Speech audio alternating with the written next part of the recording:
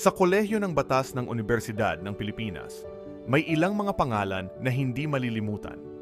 Mga pangalang humubog sa mga henerasyon, mga pangalang bumuo ng mga tradisyon, mga pangalan na nag-iwan ng legasiya na kailanmay hindi mawawaglit. Isa rito ay si Profesor Mirna S. Feliciano, isang iginagalang na guro, iskolar, tagapayo, at tagapagtaguyod ng legal education sa Pilipinas. Inialay ni Profesor Feliciano ang kanyang buhay sa pag-aaral, serbisyo publiko, at paghubog ng mga magiging abogado at pinuno ng ating bayan.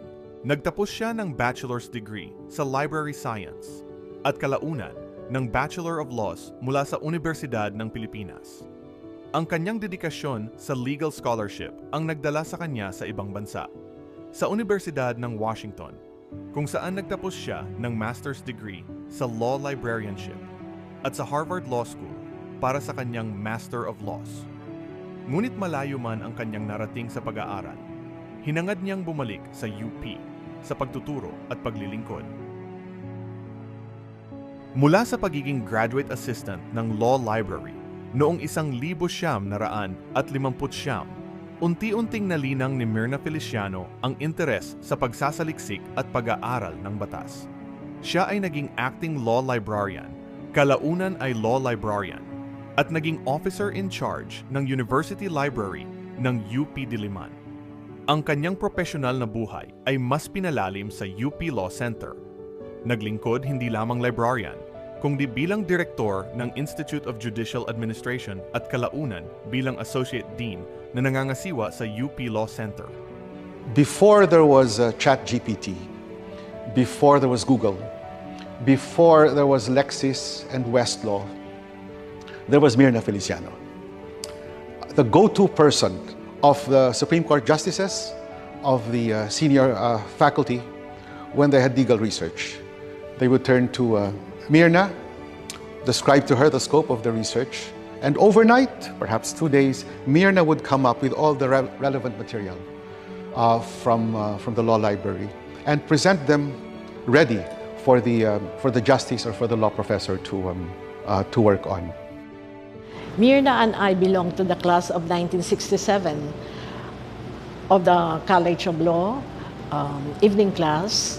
It was the first time that the evening class was transferred from Padre Faura to Diliman, and we were the first members of that evening class. And it is where I met Mirna Feliciano in 1967, and we belong to the class of 1971. We look up to Mirna because she was, we considered her a big sister, and she guided us. Mirna joined the law faculty even before she was a lawyer. She was teaching legal research, legal bibliography. And in fact, it was Dean Irene Cortez, later Justice Cortez, who actually prevailed upon Mirna to become a lawyer herself, to take up law, to take the bar exam, be licensed as a lawyer. And in that sense, Mirna pioneered the field of law librarianship in the Philippines. Dumating ako dito sa Law Center ng 1979 as clerk ni Professor Feliciano. At sa una, siyempre bago sa akin, takot ako. Dahil yung feeling ko na para siyang masyadong domineering. Later on, nung nakasanayan ko na, siguro mga ilang taon pa rin naman, nakabagayan ko na, alam ko na kung paano ko siya sagutin dun sa mga tanong niya. Samantalang dati, wala lang, opo, ganun lang ako. Nagtatanong ako ng klaro yun, pero noong una, oo lang. She's an excellent boss.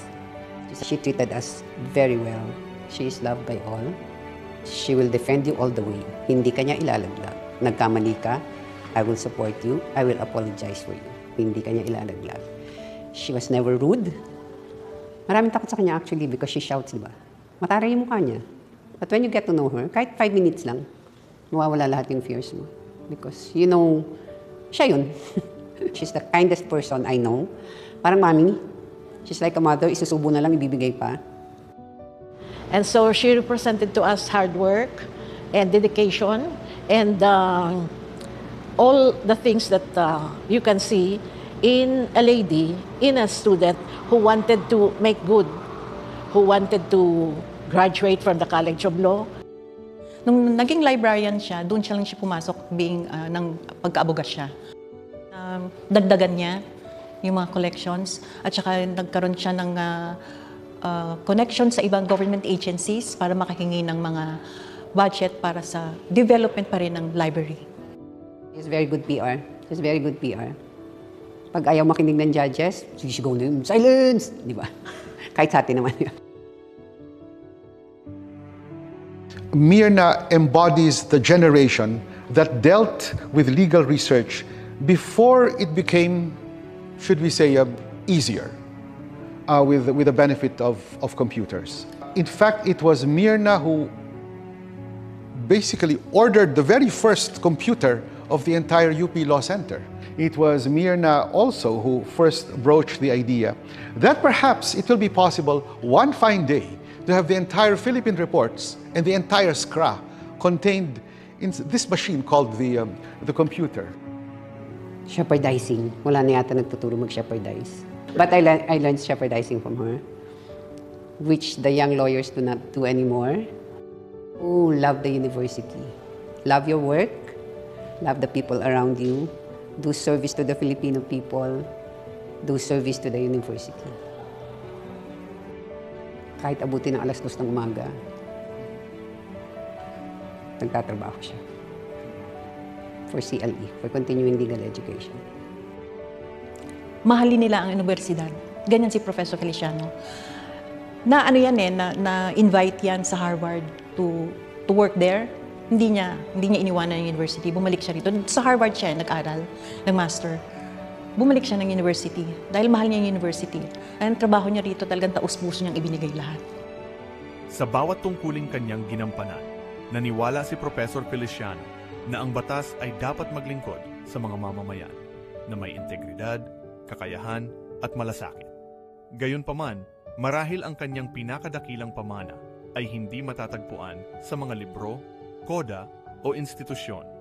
Ito ay nabubuhay sa mga tao, sa libu-libong estudyanteng kanyang tinuruan, sa mga mananaliksik at librarian na kanyang sinanay, sa mga abogado, propesor, hukom at mga lingkod bayan na kanyang tinuruan. Sa mga henerasyon ng mga nagtapos sa UP Law, si Professor Feliciano ay naging kasing kahulugan ng legal research at legal method. Nagpapaalala sa mga mag-aaral na kahit sa panahon ng teknolohiya, ang malalim na pag-aaral at disiplinadong pag-iisip ay mananatiling haligi ng akademya. Sa kanyang mga kasamahan, siya ang halimbawa ng dedikasyon at profesionalismo. Ang komunidad ng UP Law at ang legal profession sa Pilipinas ay nagdadalamhati para sa isang minamahal na guro at eskolar. Sa kabila nito, magpapatuloy ang gawain ni Profesor Myrna Feliciano.